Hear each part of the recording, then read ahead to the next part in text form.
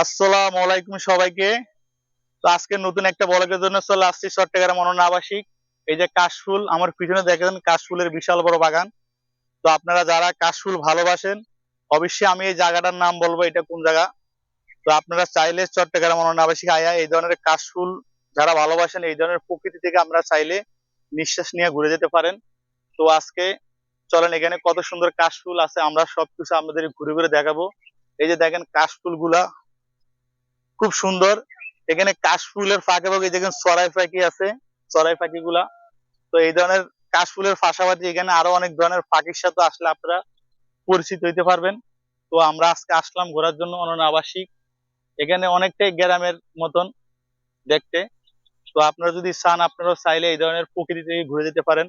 তা আপনারা অবশ্যই আসবেন ঘোরার জন্য চট্টগ্রাম অনন্য আবাসিক, এই ধরনের কাশফুল গুলা উপভোগ করার জন্য। তো এখন কাশফুলের যে একটা সময় আছে, এই সময়টা যদি আসেন তাহলে এই কাশফুল গুলা আপনারা উপভোগ করতে পারবেন।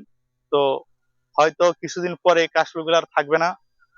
ওই সময়টা যদি আসেন তাহলে এই যে এখন যে একটা সৌন্দর্য, এই সৌন্দর্যটা আপনারা উপভোগ করতে পারবেন না।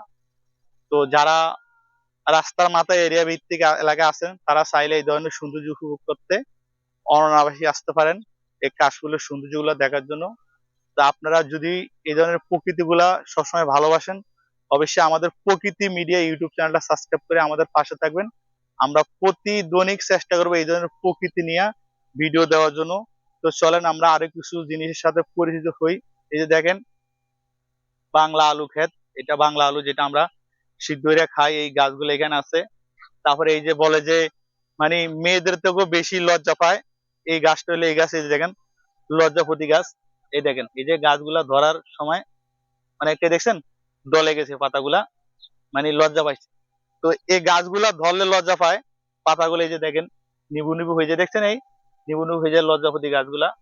কিন্তু আমাদের বাংলাদেশে এখন কিছু সম্ভব নারী আছে বেপরদা, ওরা নিজেরে খুলে মেলা দেখাইতে মানুষের নিজেরে মানে অনেক স্মার্ট, অনেক সৌন্দর্য মনে করে। তো আসেন আমরা এই ধরনের নারীর থেকে লোভ কমায় এই ধরনের মানুষ থেকে আমরা এফেক্ট করি, সুন্দর সমৃদ্ধ বাংলাদেশ গড়ে তোলার জন্য আমরা সবাই এগিয়ে আসি। তাহলে আমাদের সমাজ পরিবেশ অনেকটাই সুন্দর হবে। আমাদের ভবিষ্যৎ নেক্সট জেনারেশন যারা আসবে আমাদের পরে, এরা সুন্দর একটা পৃথিবীতে বাঁচতে পারবে, সুন্দর একটা পৃথিবী উপভোগ করতে পারবে। তো আমরা সবাই যেটা আমাদের সমাজে ভালো জিনিস এটা আমরা সবাই গ্রহণ করব, আর যেটা খারাপ জিনিস আমরা এটা এফেক্ট করব।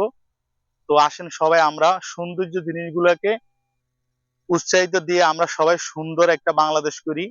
আর সমাজে যেটা কলঙ্ক বয়ে আনে এই ধরনের জিনিস থেকে আমরা এফেক্ট করি, তাহলে আমাদের দেশটা অনেক সুন্দর সমৃদ্ধ হবে। তো থ্যাংক ইউ সবাইকে। এতক্ষণ তাহলে যে কথাগুলো বললাম যদি বিন্দু পরিমাণ আপনাদের কাছে ভালো লাগে থাকে, অবশ্যই আমাদের প্রকৃতি মিডিয়া ইউটিউবটা চ্যানেলটা সাবস্ক্রাইব করে আমাদের পাশে থাকবেন। আল্লাহ হাফেজ।